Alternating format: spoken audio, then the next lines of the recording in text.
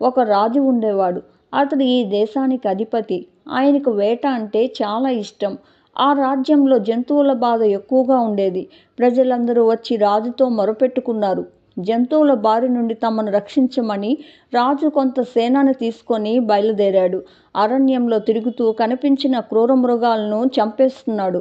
అతని ధాటికి ఆగలేక పులులు, సింహాలు ఎన్నో నశించిపోయాయి. ఇంతలో రాజు కంటికి కనిపించింది ఒక లేడి. అది మామూలు లేడి కాదు. దానికి 8 కాళ్ళున్నాయి. రాజు ఆశ్చర్యపోయాడు.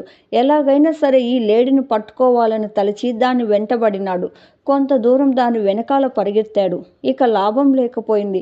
ఉన్నట్లుండి ఇంతలో అతనికి ఆకలి, దాహం ముంచుకు వచ్చాయి. సైన్యం చాలా వెనుకబడి ఉంది. ఏమి చేయాలో తోచక అల్లాడే రాజుకు ఒక మహర్షి ఆశ్రమం కనిపించింది. దాన్ని చూడగానే రాజుకు చాలా సంతోషం కలిగింది. ఏదైనా ఆహారం దొరకవచ్చు అన్న ఆశ కూడా కలిగింది.